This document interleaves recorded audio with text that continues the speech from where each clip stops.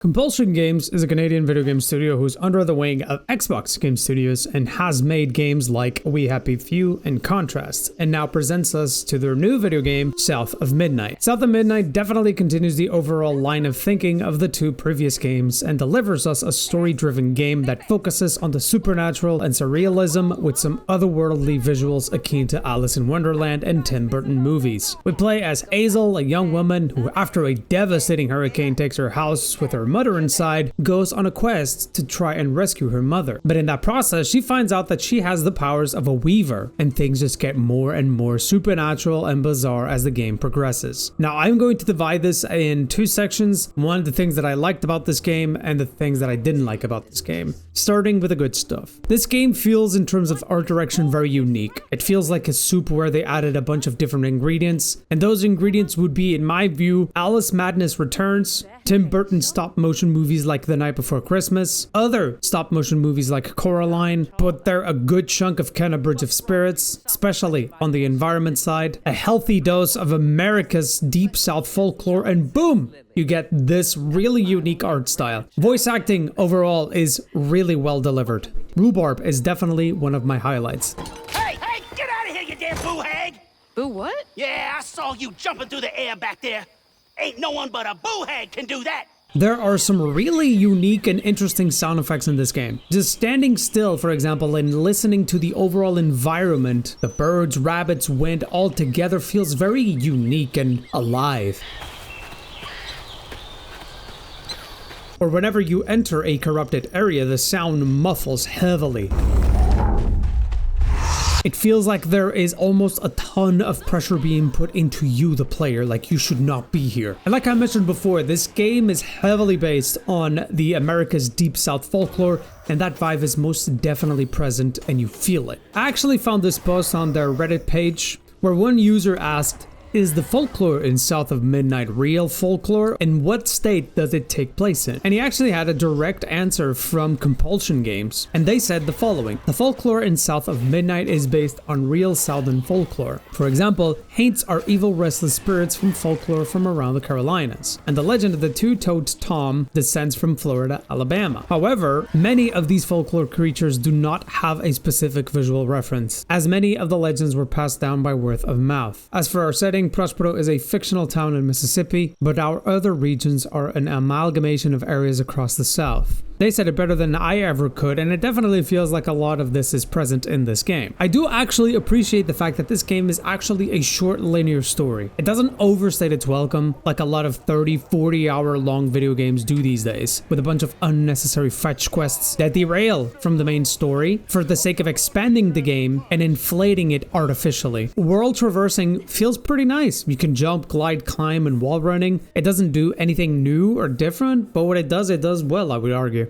Now for the bad stuff. I personally did not find the writing and the characters interesting at all, especially the main character and her overall story. It feels like one of those corny Sunday afternoon movies. And honestly, if you're going to play this game, just treat it that way. Don't think too much of it. Unfortunately, since this game's story and characters aren't that strong, the beauty of the art direction kind of falls apart after 2 or 3 hours of playing, in my view. It's a game that holds your hand too much on the exploration and story side. But then there is a complete disparity in the combat. This combat actually confuses me because it's actually not an easy combat. I wouldn't say it's a hard combat, at least in medium difficulty. Now, I'm one of those guys that goes with the default difficulty of the game because I believe that that is the experience that the developers wanted me to experience. I'm personally not a big fan of difficulty settings being easy, medium, hard. I'm just not a fan of that. So I normally just go with the default difficulty. But the game does present to you multiple options so you can tweak the difficulty as you want, which is good. But I feel like there's a disparity even on a medium difficulty because I look at this game and I think, okay, this is for teenagers or young adults, probably mostly women. At least that's what it feels like to me. I don't see a lot of boys wanting to play this game, I'm not gonna lie. But maybe I'm wrong. But then the combat can actually be a little bit tricky and complicated,